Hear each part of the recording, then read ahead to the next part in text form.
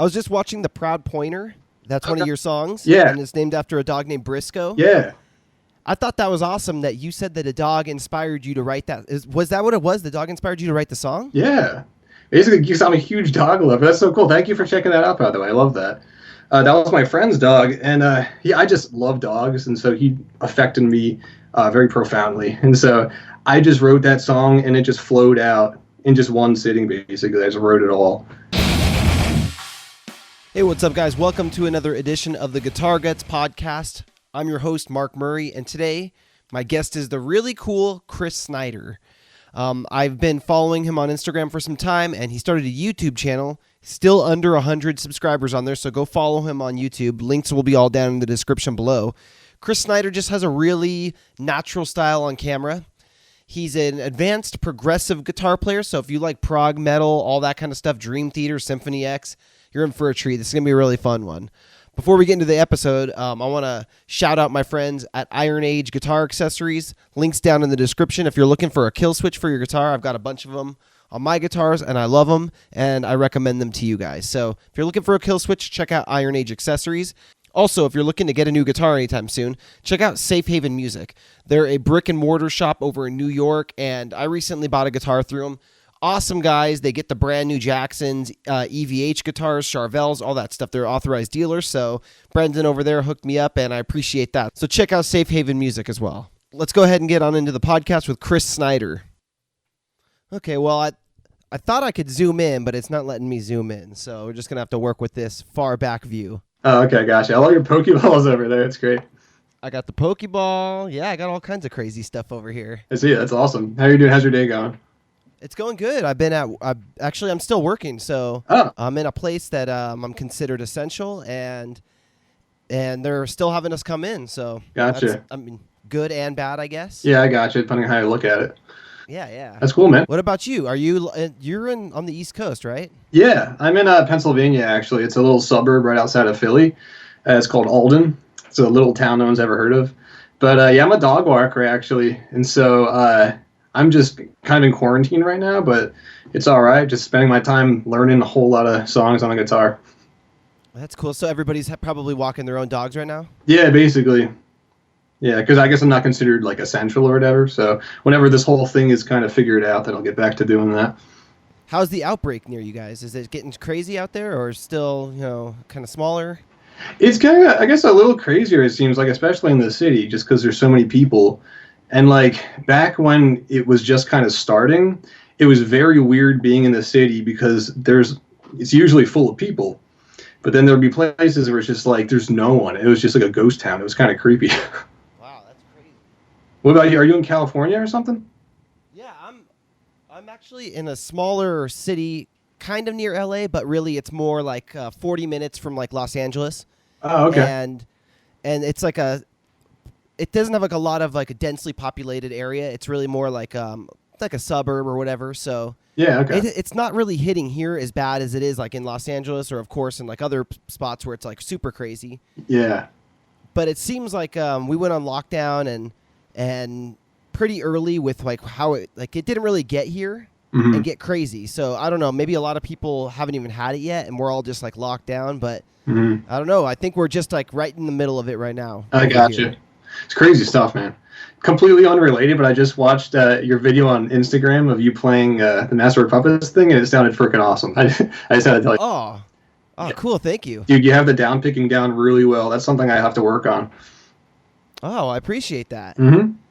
I was just watching some of your videos, too. I've seen them before, and that's like one of the reasons I wanted to have you on, because you have a really comfortable style on camera. Like, watching you talk to the camera, you seem so natural. But you seem also like your YouTube channel is pretty young still, so it's refreshing seeing you come onto the scene lately. Thank you. I appreciate that. That's actually something that I kind of strive for. I want to kind of create this more comfortable, kind of relatable vibe. So that's good that you say that. I really like that. Thank you. Do you have other like former camera experience doing stuff? Not really. When I was a little kid, I don't know, maybe I was like 10 maybe to like 15, I would like jokingly make videos with my friends, just like weird ass, just random stuff. But that's about it. Like I never really did it for real until recently. So I was thinking about like maybe that stuff actually came in handy now. Yeah, maybe. Yeah. I think also that your interest comes across because like I was looking at some of your video series and like some of them are like learn things with you pretty much, and you're going through. It's so fun to watch your reaction. Like there's the one of them I was watching earlier today. It was the diminished major seventh arpeggios, and like halfway through you're like, oh, if you move this finger over one, and you're like, look at that, this is so cool. It's like Exactly. Yeah, I'm so glad you said that. I'm glad you liked it. Yeah, the whole idea was just like I feel like there's so many videos out there that are just guitar lessons, and that's great. But there's like not a whole lot of stuff where you're actually learning it alongside someone. And yeah, I thought that's cool that you said that. It's just like kind of these enlightened moments. It's like holy crap, never realized that. It's fun. I want to go back to you said you were a dog walker. I noticed that you have like multiple songs named after dogs, and you even have your dog shows up in some of the videos, comes up next to you. And tell me, what kind of dog do you have first of all? And what's the dog's name? His name's Bowser, and he's an Australian Shepherd mix. Oh, that's a cool breed. I love those. Oh, thank you. Do you have a dog or anything? Yeah, I've had dogs my whole life, and actually I was going through my baby book, like when my mom used to keep records of me as a young baby. And it even said in the book, like at like 3 months, that I love to pet the animals, and I laugh, and like when I get to pet the dogs, and that like made me laugh because I'm still like that. I love dogs. Dude, that's awesome. I love that. What kind so of we've dog? had like 2 or 3 dogs we've had Actually, my whole life. He's actually one sec. He's coming in my room right now. I gotta get him. Oh, perfect. Come here. Let's go.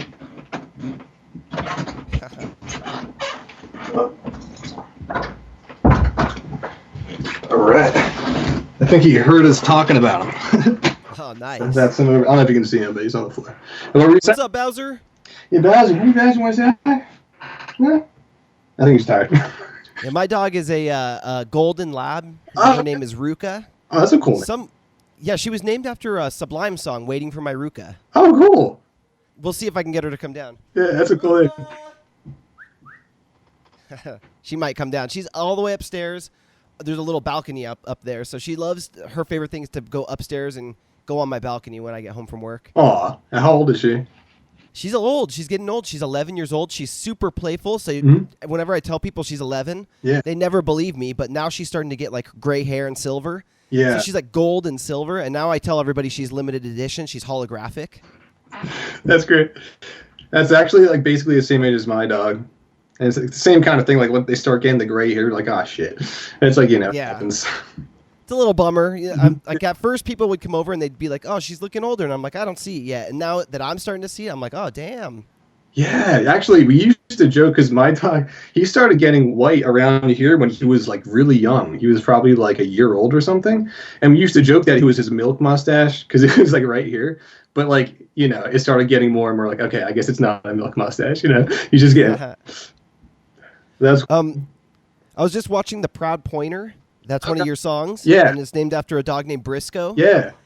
I thought that was awesome that you said that a dog inspired you to write that. Was that what it was? The dog inspired you to write the song? Yeah. Basically, because I'm a huge dog lover. That's so cool. Thank you for checking that out, by the way. I love that. That was my friend's dog. And I just love dogs. And so he affected me very profoundly. And so I just wrote that song and it just flowed out in just one sitting, basically. I just wrote it all. And yeah, I hope that I kind of conveyed his personality through the song and did him proud. When you say that he inspired it, like what about him is it that made you want to go write a song? Yeah, well, he actually passed away, unfortunately, and so that's kind of what inspired it. And so it was really just like my memories of him and kind of almost trying to maybe make a tribute for him in a way that I'm good at, hopefully. And it was really just it was kind of a cathartic thing, honestly. It was a cathartic experience. What kind of dog is Briscoe? He was a pointer. So he was a German short-haired pointer. He was my friend's dog. And he was super smart. He was very friendly, very loving. He was like one of the smartest dogs I've ever known. Very cuddly, So he definitely affected me. I kind of felt like he was my dog as well. You know what I mean? That's awesome. Who's Inga? Inga. She was another dog that I used to walk because I'm a dog walker. So she was one of the first dogs that I got as a client. And she was this freaking sweet Great Dane. Like one of the sweetest dogs I've ever met. She's awesome. Her head was like as big as a lot of little dogs. And so that was another situation. I was like, I want to write a dog. I want to write a song inspired by a dog that hopefully is kind of like a tribute to her. How long have you been a dog walker for? Like 2 years. I started, it's like early 2018 is when I started. And honestly, it was like, I want to do something for myself. I don't really like the idea of working under someone, that kind of thing. And so I literally I was like, I love walking. I love dogs. And so my sister actually used to be a dog walker. And so she kind of inspired me. I was like, all right, maybe I should do that. And so I just put up an ad on Craigslist, and this dog behaviorist actually got back to me like a week later, and she started just like supplying me with clients. And I was just like, this is like a perfect situation. So yeah, it's kind of, right now I'm obviously not doing it because of the whole quarantine thing. But once this is all done, I'll start doing it again. Wow, that is awesome, man. You just throw it on Craigslist and the dogs start coming to you. Exactly, dude. I was not expecting that at all. I was like, is this going to lead anywhere? And it was just like a week later and I started getting clients. It was really cool. You know, I've thought about that before because I love dogs, and it seems like an amazing way to make money. You get to hang out with people's dogs and play with dogs, and I don't know, it sounds awesome. It is. Oh my God. I used to work at a Giant, like grocery store, and I tell people that I love dog walking so much more than Giant in every single way, and then some. It's literally better in like every way. I just love it. Music is my main passion, but I would say just dogs is probably my second passion. That's really cool. Mm-hmm. How many dogs are in your total pack right now when you are working? So I think it's gotten up to like 14. I'm pretty sure there's. Yeah, like I'm not all at the same time. That would be kind of crazy. But maybe eventually, like some people actually suggested that, like make more money that way. But yeah, it's kind of like one or two at a time. No, but altogether it's about 14. Wow, man, that's cool. I'm picturing you must be like Caesar Milan. Like you're a pack leader. You know how to command the dogs. They respect you. It's exactly the image that I was thinking of too, because he walks like a pack of Rottweilers. That's so funny. I used to watch that show constantly when I was a little kid. Are you familiar with that? I still watch it. I think it's on Hulu now. I still throw it on once in a while. Oh, cool. Yeah, I used to watch it all the time. I watch like every single episode. It's such a good show. I learned like most of the things I know about dogs just from that show. Yeah, it's crazy. It seems like some of it seems like it'd be common sense, and it almost seems like too simple, almost. Mm-hmm. Yeah, kind of. And then he also says stuff that you're like, oh, wow, I never would have thought that before. So also the behaviorist that contacted me, she's also a huge fan of Caesar. And so I've actually gotten a chance to work right alongside of her. And so she's taught me all these things about dogs and just learning how to pick up on their body language in really subtle ways. It's been really amazing, actually.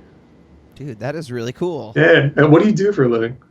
I work at a place. It's a big factory, and we build these things called environmental chambers. So they look like a refrigerator or something, but it's kind of like a combination of a refrigerator and an oven. And what it is it's a thing that you can crank up to super high temperatures or super low temperatures.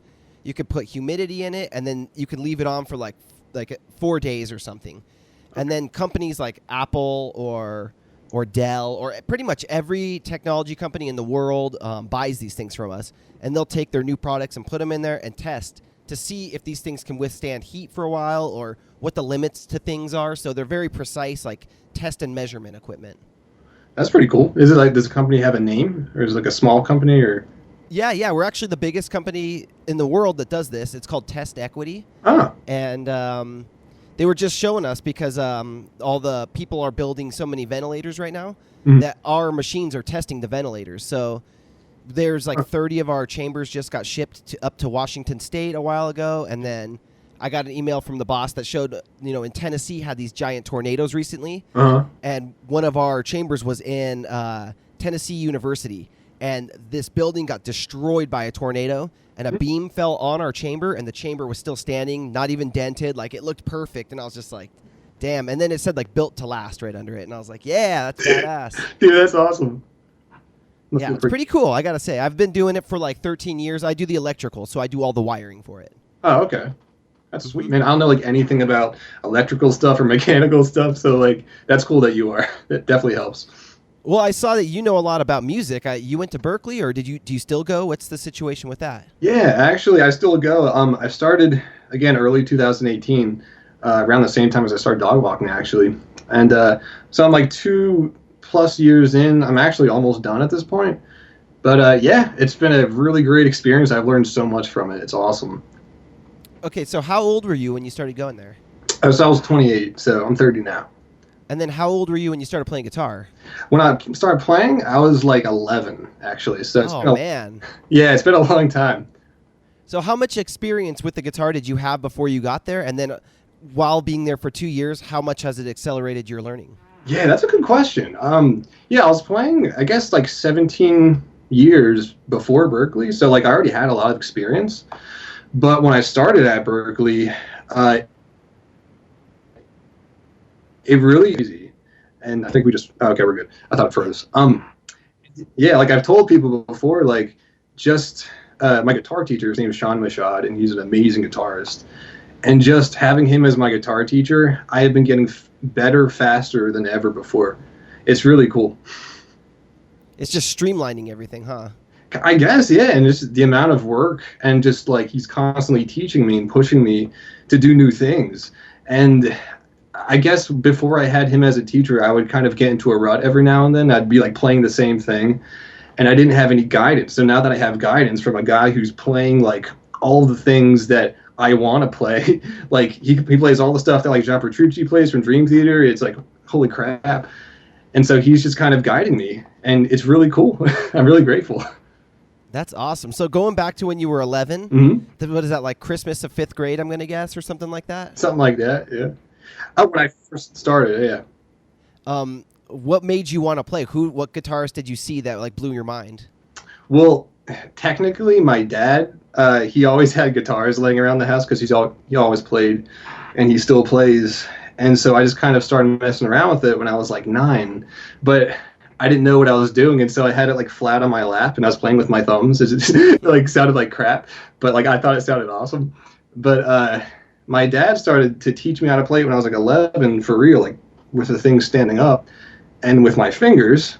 And the first riff he taught me was actually Basket Case by Green Day, and so that was the first riff I ever learned. And ever since then, I've just been hooked. So that was technically what inspired me, for sure.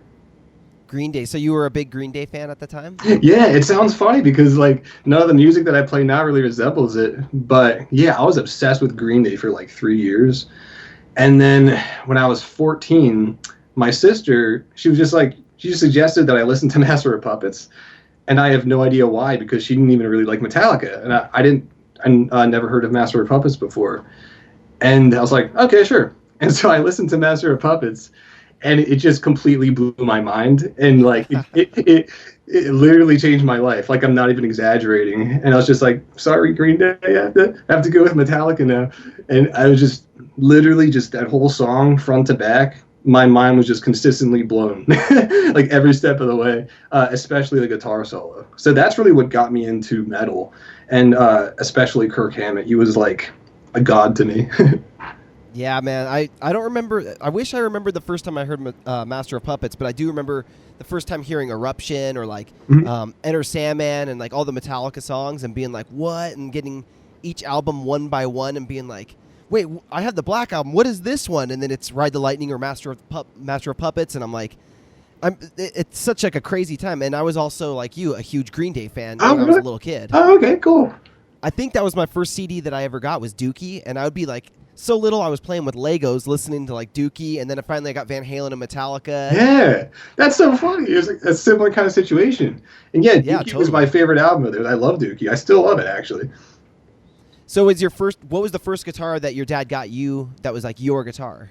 I guess the first one he got me was just like an acoustic. I think it was called an Aria or something like that. I don't even really remember. But the first guitar that I ever got myself, I was 15, and it was actually a BC Rich Warlock. And I didn't know anything about guitars at the time, so I was literally just looking online. I was like, all right, what's the coolest guitar? Like the coolest looking guitar. And that was literally the only criteria I had. And so I found that. I was like, that's the coolest one, so I got it. And I still have it. I don't really play it that much. I play Schecter now. But yeah, it's a nostalgic kind of thing. That's awesome. Yeah. I saw that. So does Dad approve of the 7 strings? Because you're busting out like the extended range, all this stuff. Say it again? Does your dad like the 7-string stuff? Oh, yeah. He got that for me. I play a Schecter now, the Damien. He actually got that for me a while ago. And yeah, I actually requested that. I really got into the whole 7-string thing. I wanted to play all the Dream Theater songs that are 7-string kind of stuff. And yeah, I love it. That's all I play now. Oh, so I was noticing how comfortable you are on the 7-string, and even do you like? I don't know if some of these songs, if they're tuned down, or is there drop D in the Proud Pointer, but it seems like when you're playing on the E, it seems heavy, like even heavier than normal. Yeah, actually, the band that I'm in is called Pravda, and we're kind of like a hard rock-ish kind of band, and we tuned down to drop B actually, and so it's in drop B, and then the 7-string, I don't even know what it is, maybe like G sharp or something like that, very very low. So that's probably why it's like really tuned down low. Wow, that's crazy, dude. I couldn't even tell. I mean, it sounded full and it sounds good, but I didn't know it was that low. Yeah, thank you. Yeah, it's the lowest I've ever played it, but I like it. I think it's cool because when you do vibrato and stuff, I feel like it's actually easier than when you do it and it's like just an E standard, that kind of thing. I like a cool kind of vibrato. When you look at your own playing style, who do you think who would be your influences now? Because I noticed that you do like a lot of slides, a lot of like really fast slides, a lot of really strong vibrato, and you got like your arrangements are very progressive. Yeah, totally.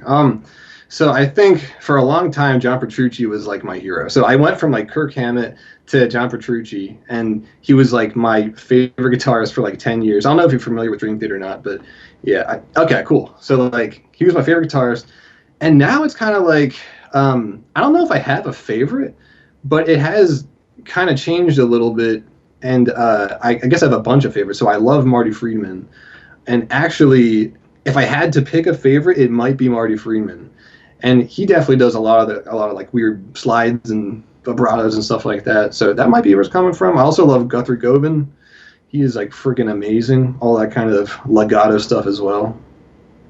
When did you start playing all like because I've seen you play some like more, I don't know if it was like intervals or who were you playing? You were playing like some of the new style extended range stuff, covering some of it. Okay, I know I learned an interval song. I'm not sure if that's what it was. I learned a Sweet Tooth at one point, but I'm not sure if it's on there. I don't know. It was on Instagram.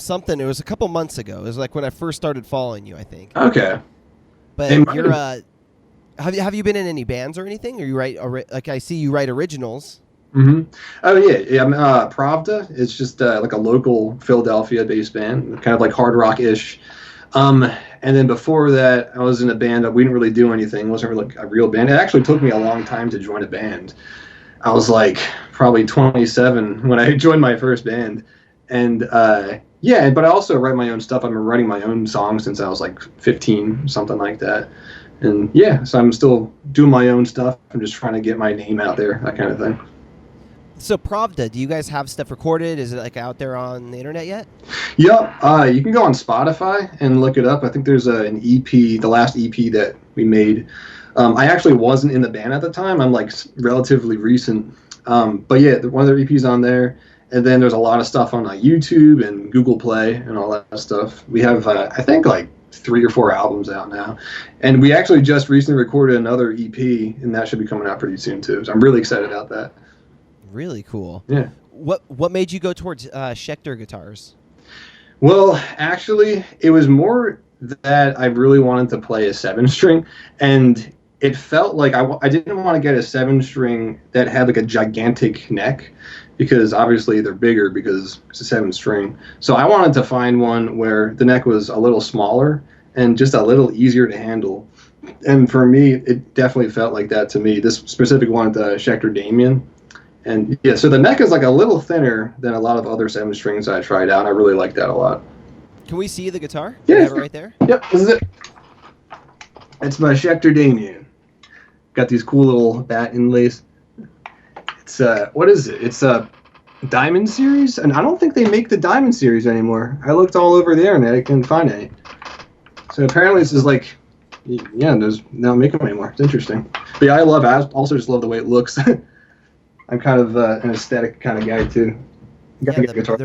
Cool. They're bat inlays? Oh yeah. Do you want me to show you? Nice. Yeah. Yeah, they're cool. Yeah, I love them. It's just really cool. I love it. It's a great guitar.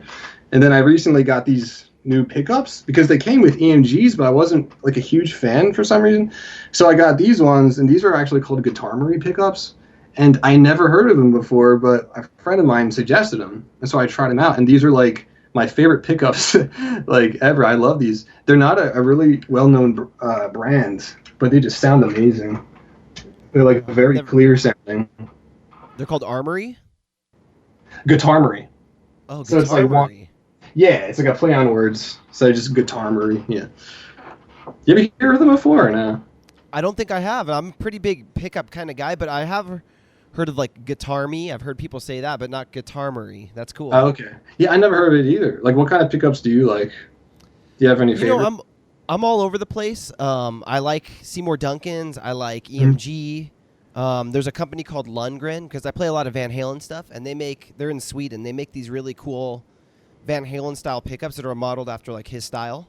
Oh, cool. So I think you could probably see behind me. I've got like a Frankenstrap behind me, and that one's got the Lundgren in it. So I kind of play everything. Even once in a while, like I have a Gibson Flying V, and I just left the pickup stock in it because I just love the old Metallica thrash tone, and it nails that. Cool. That's awesome. Actually, I love Seymour Duncan too. That's a great one. A really cool tone. Yeah. I can find a reason to use almost any pickup, I would say. Oh, okay, yeah. I never heard of Lundgren though. That's interesting.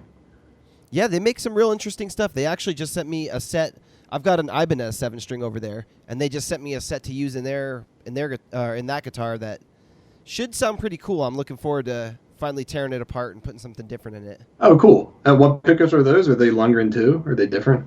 Yeah, they're Lundgren. They're called I think they're called M7s. So they're like a metal version, like a heavy metal pickup, or like it's supposed to be kind of modern-y. I think maybe even it stands for Modern 7. I don't even know. Oh, okay, cool. See, I'm like not really a gear head, so you sound like you're a lot more educated with that stuff. So I'm wondering, like, what's your favorite pickup? Do you have a favorite? I mean, I do, but most people who are like way into gear think that my tone choices are pretty trash. Like, because I play a lot of Metallica stuff, so I like EMG 81 pickups, and I like Marshalls. I have a Marshall full stack over there, and like it's a solid state, so it's not even a tube amp. And some people come on and they're on Instagram and they're like, "Why are you playing these crappy amps? Why don't you get a tube amp?" And I'm like, "Dude, I don't care. I think it sounds good to me." And so I don't know. I'm not like a master. I love gear, but I would say that what I do with the gear isn't like the highest end. Oh, okay, I got you. And that's interesting, just the point about the solid state and tube kind of thing. Like, I've heard people debate about it. Like, some people like one, some like the other. And I've heard a lot of people say, like, it's even maybe psychological. Like, some people would debate that, but that's kind of an interesting thing. Like, is it just the fact that we know that it's a tube in there? It's like a real kind of thing? Or do you have an opinion on that? To be honest, I haven't played a ton of tube amps. I've tried people's amps, and I've heard I mean, of course, you can hear everybody's amps, but I don't know. For me, maybe my ear doesn't hear something, but I kind of agree. I think that there's something, maybe also it's something nostalgic about it, or, most of the time I play through an Axe effects. So, like, I'm like the exact opposite of a tube amp. I'm like super processed digital amps. Like, I'm fine with that. Yeah. Oh, that's cool. I've actually just got an Axe FX 2 XL Plus recently. I still have to hook it up. It's a lot more complicated than I thought with all the cables and stuff.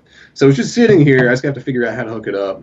But I love I had the exact same one, and dude, you're gonna love it. It's awesome. Oh, cool. You have the 2 XL Plus then? Yeah. Oh, cool. Yeah, it's wired. I got a USB straight into the computer, and then I also have I have a PA system. I don't know if you could actually. Yeah, it's a PA system. Yeah. So I've got that hooked up to that with like a bunch of 15-inch speakers and all that, so I can crank the Axe effects up super loud and just shake the whole room. That's freaking awesome. I'm excited, dude. Because like I've played with it before. Actually, when we were recording the EP, we played through an Axe effects, and I just freaking loved the tones. It just sounded so good. Like right now, I'm using Amplitude. I've been using that for a little while, and like the tones are, I would say they're good for the price. I'm not sure if you have an opinion on that or not. I guess it's good for the price, but obviously Axe FX is just a lot better quality, and the tones are just so good. Yeah, I've never used Amplitude. I've used another one before.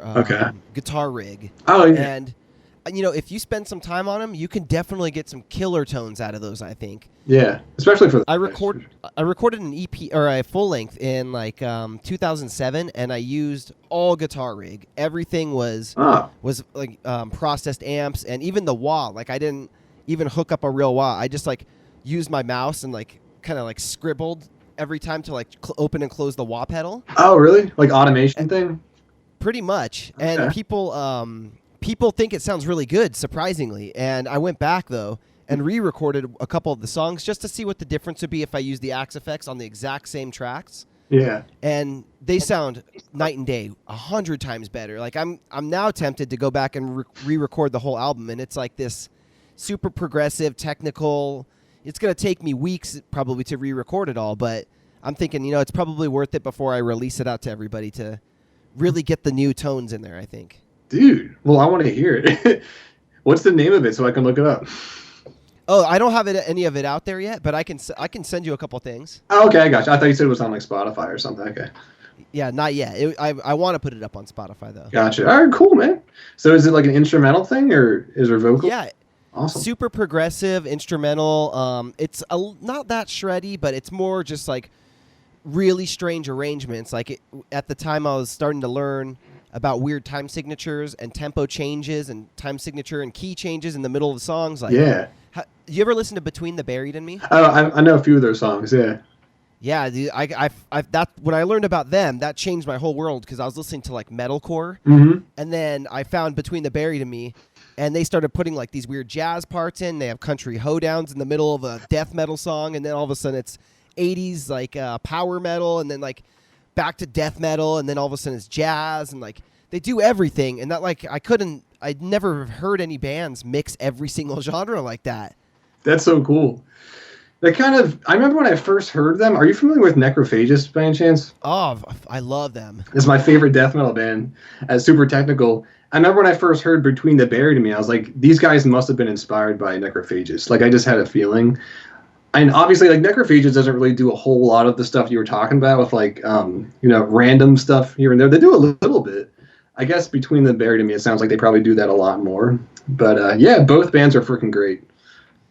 Dude, Necrophagus, are they? I don't think they're still around anymore, are they? I don't think so, man. That's been a thing. I wish they were still around. I keep on every now and then I'll look it up. Are they back together? Or I don't even know if they broke up, but I wish they did. I wish they were still making music because I love them.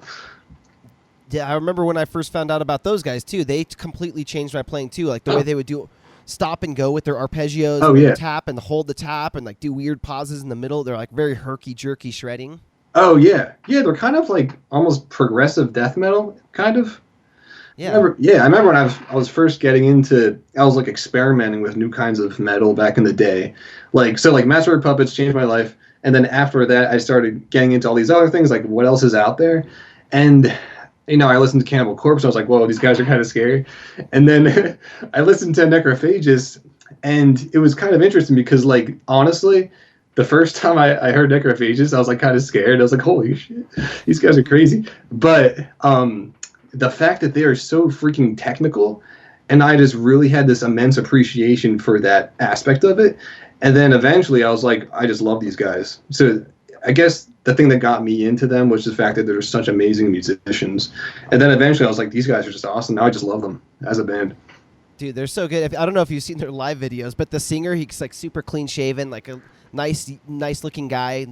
Doesn't look like he'd be the singer of a death metal band. He comes out and he's like, this next song is called Extreme Action. Anytime he says the title of a song, he goes into his death metal voice. It's so funny. I know exactly what you're talking about. That's so funny. Yeah, Mohammed Susmes. It's such a badass name. And he sings and screams or growls while doing insane shreds, and super technical. He's just over the top. Dude, I had the same thought. I was watching their live videos a while ago, and I was like, how is he doing all of that? And singing at the same time. It's just mind-boggling. How is he doing that, first of all? But then he starts singing over. It's how did he do that? It's crazy. He's got a little Chuck Schuldiner. Is that? I think that's how you say his last name, from Death. Yeah, something like that. Oh yeah, I can see that. Yeah. Kind of the similar thing where he's playing these very technical things and also being the vocalist.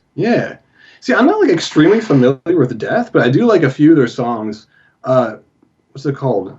Perennial Quest. I love that song. That's a great song. And I guess because it's more progressive, and I'm very progressive. Like I love Dream Theater, so that song really stood out to me for sure. Do you have a favorite Dream Theater album? Oh man, that's a hard question. There's so many good ones. I feel like personally, Images and Words is a perfect album, and for me, it's really hard to pick a perfect album because, like, usually I can think of an album, and even if it's really good, there might be like one song on it or two songs that are like eh. But for me, Images and Words is amazing. But Train of Thought also, probably a close second. I love Train of Thought. What about you?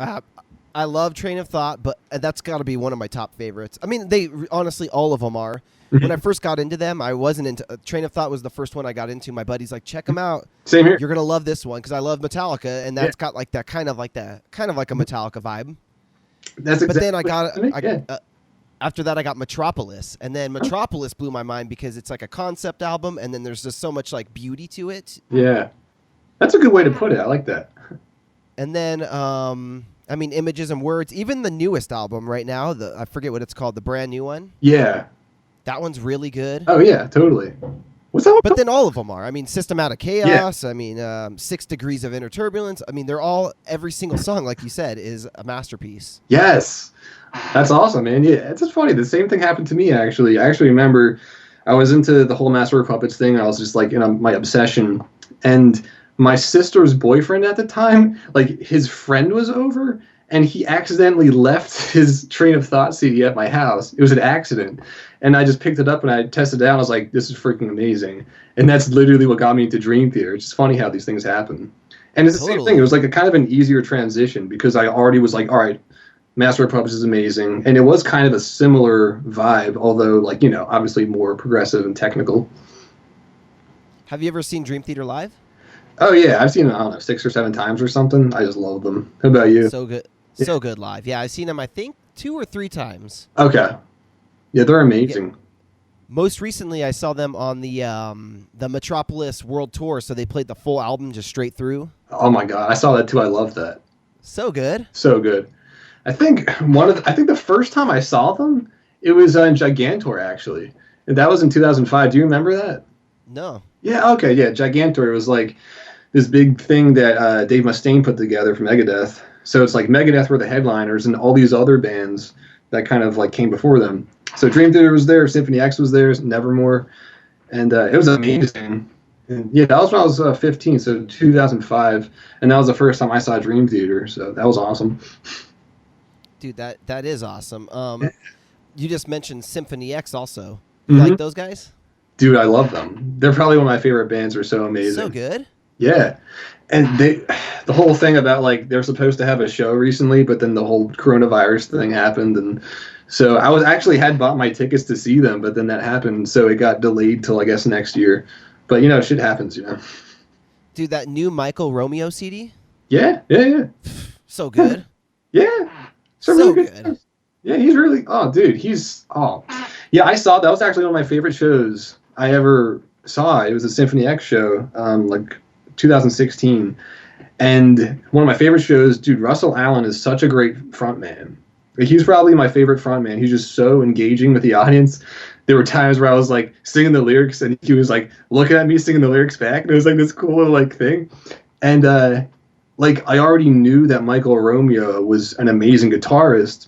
But then when have you seen them live by any chance? Mm-mm. So I already knew he was an amazing guitarist, but then you see him live and it's like, he just freaking, oh my God. Like he was like lightning. It's insane. He's such a good guitarist.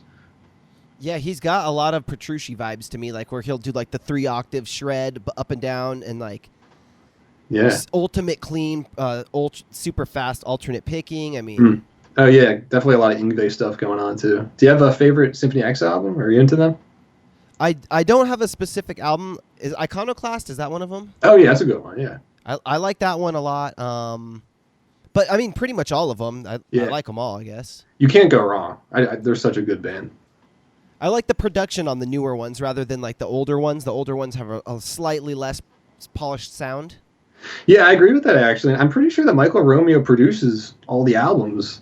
And so I was actually thinking about that recently. I'm like, I guess he's just getting better and better. Because I'm pretty sure he does like all of it, which is pretty awesome, too. He's a producer. Oh, you got your doggy. There she is. She finally came down. She wants to play. She brought the ball to me. Oh. She'll be back. Oh, she's cute. Yeah, she's really cute. Oh. Ruka. And Ruka means old lady in Spanish, so she's finally living up to her old name now that she's 11. Oh, that's funny. Ruka. That's a cool name. I love when I hear like unique dog names. Really? And it's funny when people who know Spanish come over and then we're like, oh, this is our dog Ruka, because it means old lady, but it also is kind of like slang. Like, you know how like bikers are like, yeah, my old lady told me to blah, blah, blah.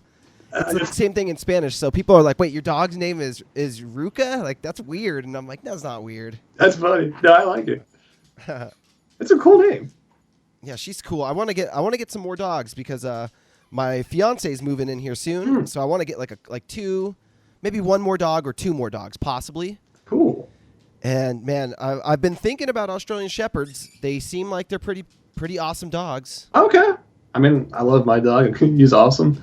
But I mean, I think like I kind of have a thing where like, I love medium to bigger dogs, like the little tiny dogs. I'm kind of like, but you know, they're still great. You know, maybe if I meet one and the personality wins me over, I can get one, perhaps. I've got a 8-year-old stepdaughter, and she wants a Pomeranian so bad, and I'm like, we're not getting a Pomeranian. Like, if anything, we need some dogs to help protect us. And my fiance's like, well, it'll alert us that there's intruders, and I'm like, that's true, but it'll alert us like anytime like anything happens. Like, they're little yappers. That's what I've heard too. Yeah, they'll alarm you for no reason. Yeah, so I don't really want. I mean, like same thing with you. I like little dogs. If I go to someone's house and they got like a little dog, I'm gonna like the little dog and pet it and like everything. But it doesn't mean I want one. Exactly. I'm the same way actually. Like, I love Great Danes actually. Like, that's probably my favorite breed. Honestly, they're just freaking awesome. They're like gentle giants. They're great. Have you ever had one? No, but I want one. Like, I feel like I will have a Great Dane at some point in my life because they're just awesome. When I grew up, I had a half Great Dane, half Boxer mix. Oh, interesting. Named Brutus. Brutus? Brutus. That's a cool name. I like that. Yeah. Did it look? He's a good dog. Sorry, we're talking over each other here. No, you're good. I was just gonna say, like, did he look more like a Great Dane or a Boxer? I was just wondering. He had all the Great Dane features with like the brindle color of a Boxer. Okay. And then like the face colors of a Boxer. So he was like dark around the eyes, had like the big mouth, like the floppy lips, more like a Boxer, I'd say. Okay, I got you. That's awesome. It's a cool name. Yeah, he was cool. I like unique names. I'm never gonna name my dog like Sparky. Yeah, huh? Bowser's a cool name. Thank you. Yeah, I had a name. Are you a Mario fan? Yeah. I used to play Mario all the time when I was a little kid. Just like Super Mario World. I still feel like that's one of the greatest games ever. I just love that. So I was like, I got named Bowser. What about you? That's the Super Nintendo one? Yeah. Yeah, that's a great game. I'm 3 years older than you, so I'm 33. So I had the old Nintendo too. Did you ever have the old one, the old gray open the front thing? Oh yeah, that's the first one I played actually. Yeah. Hell yeah. Okay, so you know what's Mario 3 and the old original Zelda are like those are my games. What was the first two you said? Mario 3. Oh, that's a great one too. That's such a great game. Yeah. It's funny, like so many people are so surprised when I say that I've never played Zelda, because everyone's like, dude, you've never played, like everyone seems to think that's such a great game. So I feel like I need to play that. I think it is, but it also might be like one of those things that if you didn't already get into it when you were a kid, I don't know if it's going to resonate, because like I never watched The Goonies as a kid, and then when I try to watch The Goonies now, I'm like, I don't know what this is stupid. Yeah. And everyone's like, no way. I forget the guy that's in the cave, like the big old, I don't know, whatever that is, but yeah, everybody loves The Goonies. I'm like, I don't know. I think it's just because I didn't grow up with it. Yeah, it's like maybe you have to be a kid to appreciate it, because like the nostalgia maybe. And I'm the same way. I actually never saw The Goonies, and it's the same thing. People are like so shocked. They're like, you never saw The Goonies? It was like apparently like this typical 90s movie. I just never saw it. Yeah, I don't know what happened. I just missed that one for some reason. Yeah, maybe I should check it out. Yeah, maybe. I don't know. I can see myself like in Zelda though, because like, have you ever played Castlevania? Yeah. So I played that for the first time, and I was like 23 when I first played that, and I loved it. So it was like Circle of the Moon. Have you played that one or? No, I've never played that one. Okay, but yeah, I love that. So maybe I would like Zelda. I'm curious. I'd like to give it a shot. Do you still have like any old game systems around? Not really, actually. I did download like an emulator for my computer, so I was playing stuff on there. That was pretty fun. What about you? I have actually in my garage. I have all my old, not my old systems. I rebought them all in my 20s. Oh, And then now I don't really play them anymore, but I have a Nintendo Wii that I hacked, and you can like get the same thing, emulators on the Wii. So I've got like every old Nintendo game, every Super Nintendo game, every Genesis game. that's awesome. Yeah, Actually, so I don't really play it that often because I'll get sucked into it. I loved video games when I was a kid, so like now I can play for like 6 hours easy, and then be like, half the day's gone. Exactly, yeah. And I forgot about that too. I have a Wii too, and it's the same thing. I forgot about that. And also, I don't know if you were into The Sims, but I definitely had a sim problem when I was like a teenager. I'd be like, oh, it's 10 p.m. What the fuck? Yeah. Yeah. Are we allowed to curse on here, by the way? Or? Yeah, you say whatever you want. Okay. Yeah, The Sims. I was just like a sim addict. I loved Sims, SimCity, Roller Coaster Tycoon. Yes. I forgot about those. Oh my god, yeah. I used to play Roller Coaster Tycoon too. That was such a fun game. So fun. I think about it once in a while again, and I'm like, that'd be fun to play for an afternoon. Yes. Oh my god. But like you said, it's kind of dangerous because it's like, oh, it's like nighttime. You gotta be like super strict now. Yeah, totally. I could have made a guitar video in that time. Exactly. Actually, have you played the Diablo games? Are you familiar? I've seen them, but I've never actually like gotten into them. Okay, it's like an RPG kind of thing from Blizzard. But like I love those games. So actually, right now I'm working on a metal cover of the music from Diablo 2, just because I love it. I was actually playing that recently with a friend of mine. We used to play together, and I'm really excited. I'm actually getting my bassist, and he's going to put bass tracks on it. So super excited. That should be coming out like pretty soon. I'm gonna make a YouTube video for that and all that. Very cool. Yeah. I was looking at some of the stuff that on your YouTube channel, and you said you have a video that's like what I learned from listening to myself. Oh yeah. Like you have a lot of really cool vlogs that are like original thoughts that aren't like the same thing that everybody else is doing. Yeah. Thank you. Like what's that video about? The importance of recording yourself, as analyzing melodies. I kind of got, I guess, inspiration from my guitar teacher, Sean Mashad, because like one thing that he will do in our lessons is he'll take something that he did, something that he wrote, and he'll just break it down. And actually, if you go on, he has a channel too. If you go on his channel, he has a bunch of videos where he does that, kind of like dissects things that he's done. And I just found it so fascinating. And like one of the things that I've realized is if I just go back and just re-listen to stuff that I recorded, it's like you find new things that you never noticed before when you were just playing it. So I think it's fascinating. I think it's really important, actually. You can like build awareness of yourself.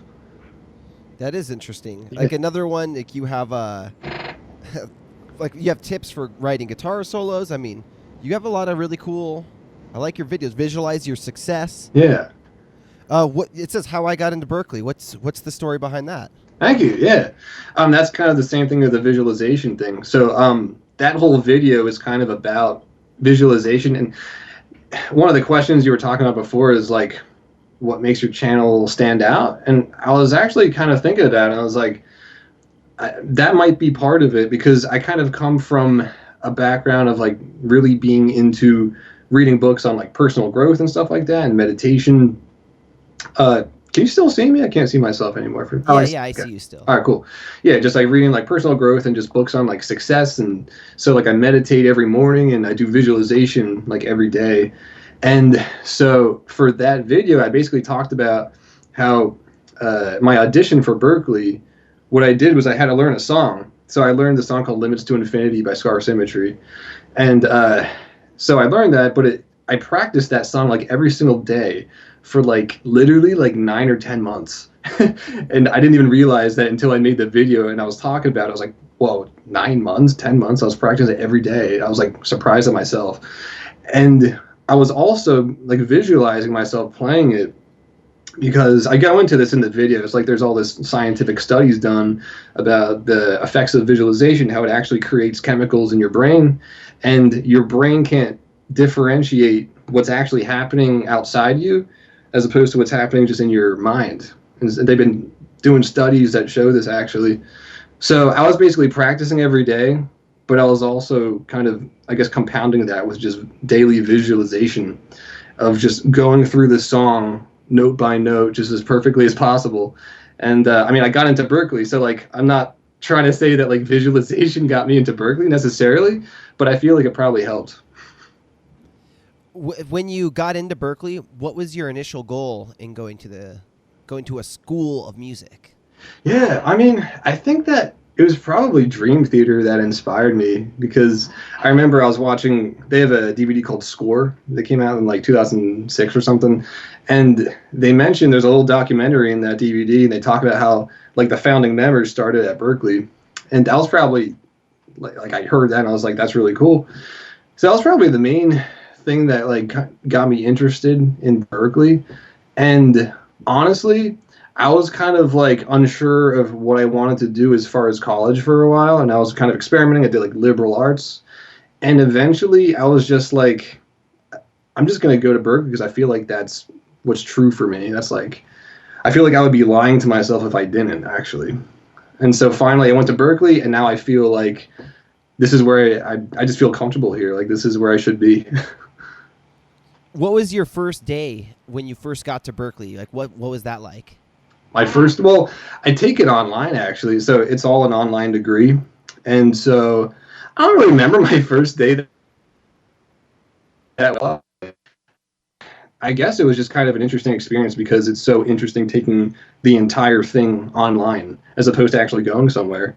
So it's like kind of a little intimidating because so much of it is now on your shoulders because you're completely responsible. You know what I mean? It's like you don't have anyone telling you what to do. It's like you're kind of like you have to figure out what you have to do. But it's also really cool because it's more flexible because since it's all online, you can choose like when you want to do assignments. Stuff. So it's pretty cool. Is like the physical school? Where is it at? New York? Oh, it's actually in Boston. The one that I'm at, and then there's another one in California. And I think there's another one in like Venice or something like that. So it's like all over the world apparently. I see. Yeah. So you take online classes. Is it like all one-on-one? I've never taken an online class before. Is it one-on-one instructor, like an instructor and you, or is it like a classroom setting still? So there are like virtual classrooms that you can go to, but they're actually not mandatory. So it's kind of like if you have free time and you want to do that, then that's something that you can choose to do. But like in general, it's not really like a live thing unless it's like a private lesson, in which case it is live. And so I just have Skype lessons with my teacher every Saturday, and that's pretty much the only time where it's like a face-to-face thing. Everything else is kind of like you read stuff and then you do assignments. So it's like a legit course you're going through. Oh yeah, and like every week there's another assignment actually. So like every like Thursday and Sunday you have to do an assignment. Like you have to record yourself playing something. So right now I'm taking guitar improv and a blues course actually. So like every week I record a little video just kind of like implementing a certain technique that they're teaching in that week. So it's pretty cool. I'm learning a whole lot. It's really interesting. How much like guitar theory did you go into Berklee already with? Because it seems like all the people who go there are like they start talking and I'm just like I don't know what they're talking about anymore. Like your videos when you're like diminished major 7. Like if I think about it, I get it, but then I got to watch your video and be like, oh, okay, I see what he's doing. Like you're doing some really cool what is it? Minor 7th with the sharp 5th or something? Yeah. I don't even know what that is. I didn't either until I started going to Berklee, man. Like the majority of the stuff that I know now came from Berklee. But also I went to a community college before Berklee and I took like a few music classes there. And so I guess I got like a basic understanding of music theory. And then I also went to Temple for a little bit in Philly and I took some classes there too. So I had a general understanding, but just being at Berklee just really kind of took it to the next level. So you recommend it to people to take online Berklee classes? Yeah, I mean, I love it. I mean, going to college in general, it isn't for everyone. You know what I mean? It's just that for me personally, I felt like it's something that I really wanted to do. But I mean, I also think that, you know, it's not for everyone. You might be able to learn this stuff on your own. You just have to really apply yourself probably. Yeah, it seems like, I mean, they got a nice course there, and they tell you, you know, you have to do little, do videos and record yourself playing things. It seems like that's pretty cool. Like they're guiding you.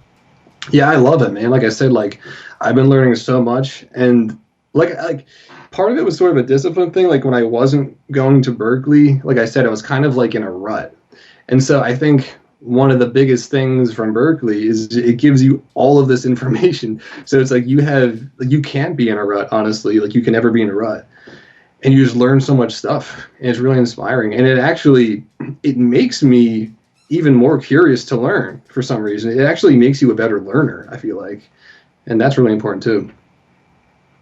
That's really cool. Yeah. I'm starting to get into theory more, so like hopefully I can start to understand all your videos soon. Oh, I hear you. That's interesting that you say that. Yeah, I mean, one of the things that I realized from taking these classes, like theory classes and stuff, and I got to be honest, like theory, I'm not really that interested in like theory that much. It's like it's always kind of been like, oh man, I got to do theory, almost like I got to do math or something like that. But yeah, the more I've taken classes, the more I've gotten interested actually. And actually, I realized that a lot of stuff that we do in our guitar playing, it's like we actually like you might actually know a lot more theory than you realize. You just might not know the terms, which is kind of interesting. And that's one of the most enlightening things for me. It's like all these things that they're teaching me. It's like, oh yeah, I already knew that. I just didn't know it was called this. You know what I mean? But I guess a lot of it has to do with like the language and like being able to communicate things effectively. And that's probably one of the benefits of it. Yeah, I think I'm similar to you. I started playing guitar when I was 10, Mm. so I've seen a million examples by learning all these songs, but I've never known what scales were what. And then I'll start looking stuff up and learning scales or something, and I'll realize, oh, that's the scale from this song. I'm like, oh, that whole song is in this key. That's crazy. Like, it's fun learning because, like you said, I already know a lot of it. I just don't know what it's called. So now that I'm just like filling in words rather than having to learn the technique. Exactly. It's interesting that we know more than we think, actually. Do you have a favorite scale, by the way? Just curious. I mean, I guess A minor is like my favorite to mess around in. Cool. It's a Petrucci. He uses that a lot, I've noticed, so I've taken that from him. That's awesome. Yeah, I like that one too. I mean, I don't know if I have a preference for scale. I mean, I love harmonic minor, but like there's some really cool ones that I actually learned at Berkeley that I never even knew existed, like the diminished. What is no symmetrical diminished scale? Have you ever heard of that? Never heard of it. Yeah, exactly. Like I never knew this existed, and that's like one of the cool things. And now it's like one of my favorite scales. It's just so cool sounding, and I actually use that a lot in the song Inga that I posted on YouTube. Like in the solo, I'm using the symmetrical diminished scale like crazy. If you want to check it out. Yeah, I'm gonna actually watch it right after this and find out exactly what the symmetrical diminished scale is. That's what it is. Yeah, it's really cool sounding. I would totally look into it. That's awesome. Yeah, it's a mouthful, but yeah. Do you have like a long-term goal with guitar? Do you want to be like in a band, or do you want to be an online YouTuber, or do you have like or are you just kind of riding the flow and seeing what happens? Yeah, that's a good question. So like my dream has always been to just make music for a living in some way. And so it's never really been like super specific, like, you know, I got to be in like a world famous touring band or like if that happens, that's cool. But also like I love YouTube. So as long as I'm basically doing what I love to do, which is like playing guitar and making music and kind of getting it out there in the world, then I'll be happy. So right now it's like YouTube seems to be the thing that I'm really trying to grow, as well as Instagram. And so kind of social media is a good way to get that across, like kind of distribute your stuff, get your name out there. I was looking at some of your videos, and it seems like you're on a nice schedule. You do like usually lately it's been a video or two a week, right? Mm-hmm. Is that a normal schedule you're trying to stick to, or are you just been consistently knocking them out lately? Yeah, for a long time, it was just one a week, which is good. A lot of people recommend that. Like, if you can't do a whole lot, if you don't have a whole lot of time, then like at least try to do one a week. So I was doing that, but then recently I kind of upped it a little bit, and so I've been kind of doing some videos every now and then on like Thursdays as well. Are you noticing like a big difference in growth from that? You know, I kind of feel like I saw a little difference. It was interesting. There was kind of like, it seemed like there was kind of a spike in the analytics when I started posting 2 a week as opposed to 1. So I'm like, you're like getting the wheels turning. It's like, maybe I can try to do that now. Yeah, there's definitely something to that. Yeah. What about you? Do you have like a schedule for your stuff? Just lately, I've started to get on one because I've been really jealous of everybody who's been at home getting to play guitar all day because I'm working still. So like my schedule has been to try to get, like you said, one out a week minimum. And then in January, I did like a shitload of collabs. I did the whole Black Album. I covered the whole thing, full songs, and every instrument was covered by different people. Wow. So I had like probably 100 videos at least were sent to me, like Dropbox to me, and then I edit all the videos and then post them on my YouTube channel. Wow. So in January, I put up like 12 videos or something like that. Yeah. And I've been on there for 4 years now. And in February, I hit 1,000 followers or subscribers finally. Since that day, I've got, in just over 2 months, I've gone up another 400. So like, it seems like for a long time I was just cruising along, and then now it's just boom, hit like that. So now I'm making sure that I can get like minimum of 1 video a week, sometimes 2. And now I've been busting my ass trying to get a bunch of them banked lately. And now I've got like 8 finished videos, and I'm starting to think I've got a lot more ideas. I should probably kick it up to 3 times a week and just see, maybe the numbers keep going. Maybe everything, because I think that YouTube and all social media in general, I think they kind of reward you by like promoting your videos or suggesting your videos the more you use their platform. So like I've heard with Instagram, if you're using the stories, you're using the main page to post on, you're using the right hashtags, and then you're using you're going live, you're doing polls, you're doing all these like Instagram features, then they reward you more. But then if you're doing like swipe up links to YouTube, I heard that kind of knocks you down in Instagram because they don't really want you to leave Instagram. Oh, that makes a lot of sense. So each social media kind of wants you to use all their features. Like same thing with YouTube. They want you to go live, and they want you to constantly be posting your updates and like statuses and stuff like that. That's interesting. That makes a lot of sense. Yeah, I knew that about YouTube, and I kind of had a feeling it might have been the same for Instagram. That's cool. You probably know a lot more about Instagram than I do, I feel like, just by the way you're talking about it. It's constantly changing. That's the crazy thing, because I've been on there for about 4 years too, and for the first 2.5 years, I was skyrocketing, getting like 150 followers, 200 followers a week, every single week. And then one day it just stopped. And then it started going backwards. I lost 400 followers, and I was like, you know what? This is like, it was like bothering me. And I was like, I got to like not be so attached to this, because I don't make any money off Instagram. So like YouTube, if anything, that's the spot where I should be putting more of my time and effort into. So I kind of turned my back a little bit on Instagram, and I've kind of shifted my focus towards YouTube. And now that I've kind of ignored Instagram, actually it started rising again, and now I'm at like the highest I've been in the highest I've ever been. So like it's back on the rise again. So I don't know if their algorithms are constantly changing, but I pretty much just do the same thing all the time. Yeah, you said you ignored Instagram and then it started rising again?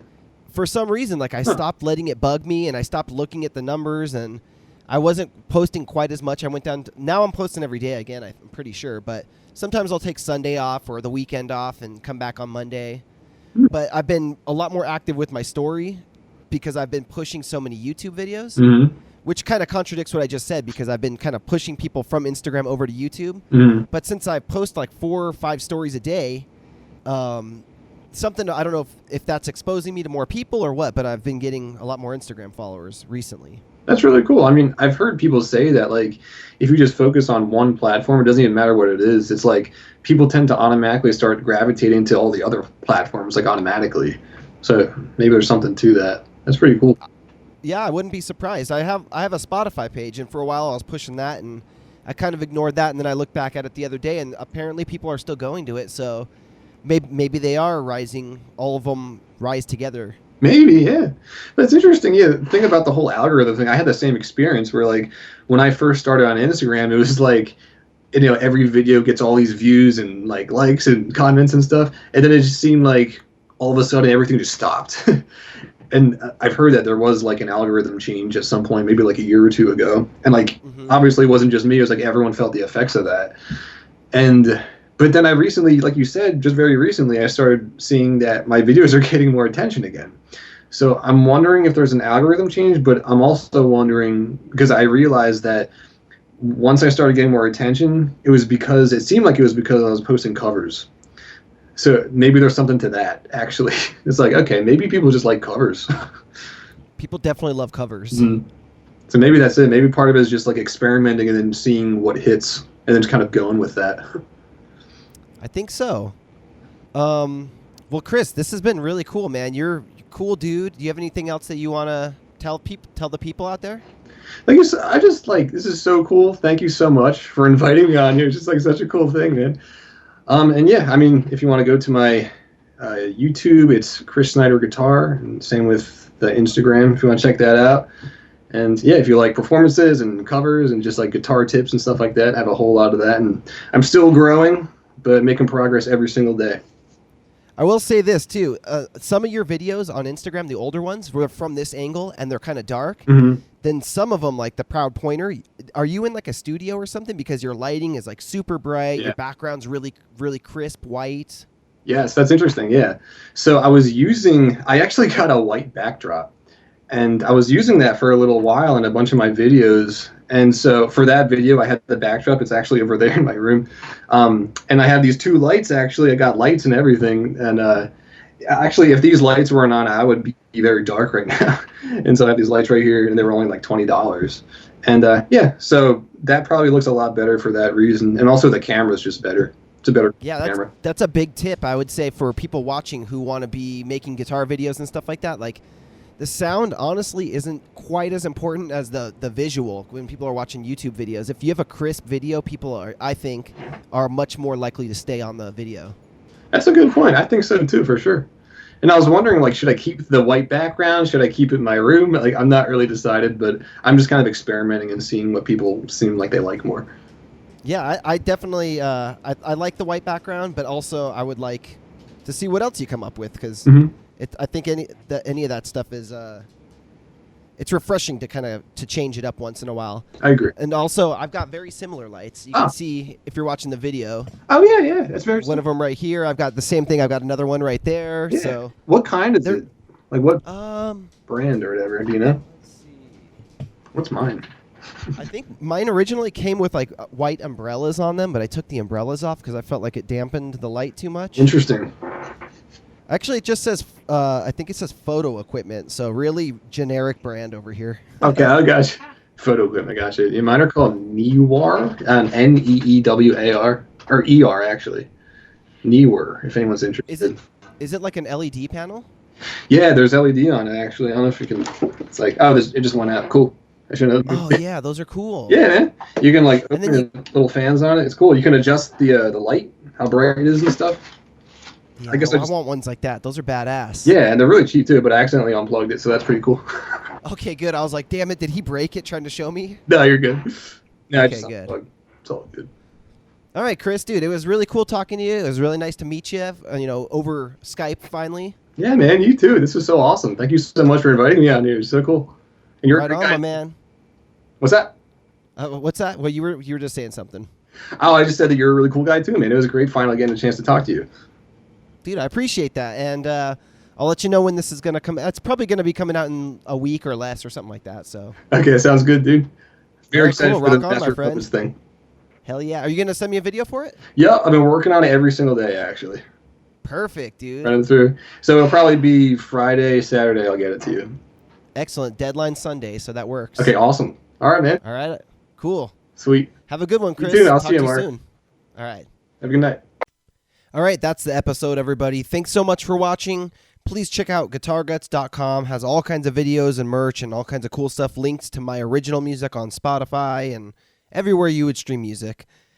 Thanks to my guest, Chris, for coming on today. He was awesome. And follow him on Instagram at Chris_Snyder_guitar. Check out Iron Age accessories. Links down in the bio. Go get yourself a kill switch.